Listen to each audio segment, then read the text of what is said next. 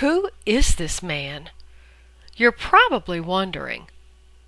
And you're probably thinking you don't know him. But you do know him, because his research changed the way we teach reading all over the world. This man, this common-looking, woolly-haired, unassuming man, is Don Holdaway, the father of the Big Book, the founder of shared reading, the developer of the natural learning model. In the 1970s, Holdaway was charged with figuring out how to best educate a population of Maori children who were entering schools in New Zealand and Australia for the first time. Their culture was quite different from that of school, and many of the children were having difficulty learning how to read in traditional ways. Now Holdaway in his genius understood that Maori children came to school having already mastered a highly complex language system, and they had learned their language the same way other children do in other cultures all the way around the world, in a social setting. So Holdaway studied the social context that supported learning and found these 4 types of common experiences. First, there was a demonstration by a skilled other, usually a parent or a caregiver with whom the child had bonded. And you see, it doesn't matter what's being demonstrated, whether it's sweeping, raking the leaves, shearing the sheep, or driving, or reading, or writing. The child watches with particular interest those things that are important in his culture and that are performed authentically by those he loves. Just look at the way this young child is watching his father blow bubbles. He really wants to participate, doesn't he? What do you think will happen next?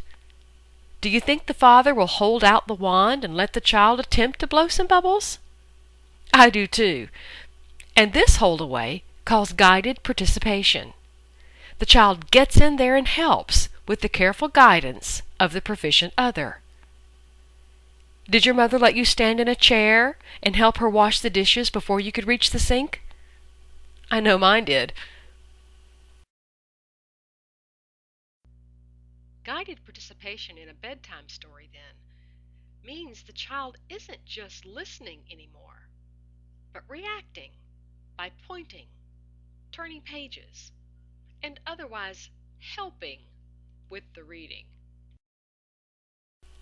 Then in unsupervised role play, the child will attempt to perform the task or process all alone and without guidance or even supervision, and usually only approximating the adult performance. As the child feels proficient, they may offer to perform. "Look what I can do!" they exclaim. "Watch me!" This sequence of common experiences is the foundation of the natural learning model. Now, one of Holdaway's findings was that almost without exception, children who became proficient readers had been read to from an early age by a caring other, and usually in the form of the bedtime story. Here's how that applies to the framework of Holdaway's natural learning model. A mother or father or some caregiver, someone with whom the child has a positive relationship, reads to the child in a safe and comfortable environment. As the child engages with the book over a number of readings, he begins to interact or participate in the reading, pointing to pictures, chiming in on familiar lines, using character voices, and watching you very closely in case you might try to skip a favorite part. Then when alone in their room, the child will pretend to read the book, emulating the adult behaviors and approximating the adult reading of the story. When ready for an audience, he may line up the stuffed animals for a splendid performance. This model is not only cyclical, but also recursive. For instance, a mother and child may move back and forth from demonstration to participation several times before the child attempts to role-play the behavior. Then with each demonstration and participation, the child's approximations during unsupervised practice will move closer and closer to the adult performance. There may be many opportunities to engage in demonstration, participation, practice role play before the child offers to show off his newly acquired skills. Here's how this model applies in your classroom. You'll notice the sequence of Holdaway's model as column headings, and teacher, learner, and audience down the left-hand side.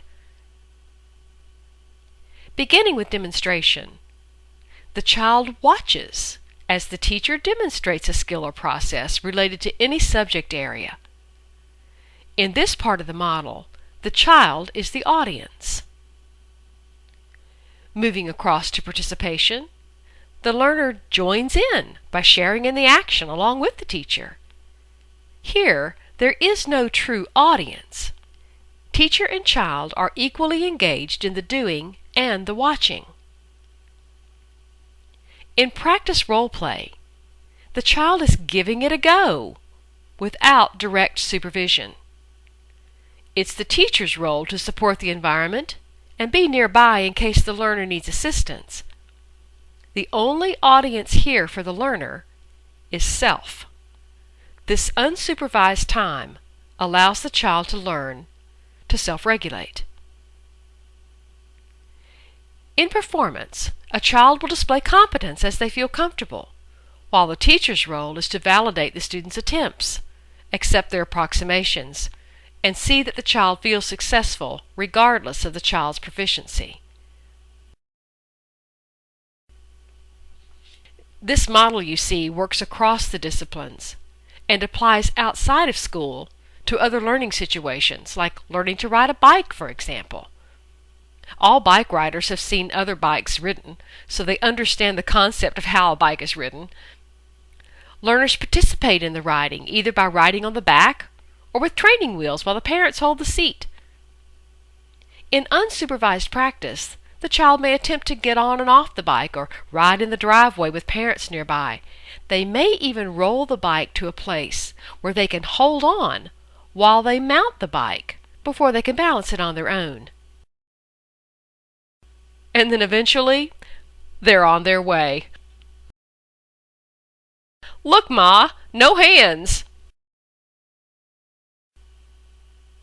Regie Routman, the author of Reading Essentials, wrote, Don Holdaway has had the greatest influence on my teaching. I carry the model in my head, and I try to employ it in every teaching situation. When my teaching breaks down, I go back to the model. For your next assignment, you'll need to reflect for a moment on your own learning. Think of something you have learned or tried to learn to do as an adult. Were you successful in the learning, or did you abandon it? Try to recall the circumstances of your learning process in terms of Holdaway's model. What happened in each stage of the model to help you become successful or contribute to your lack of success?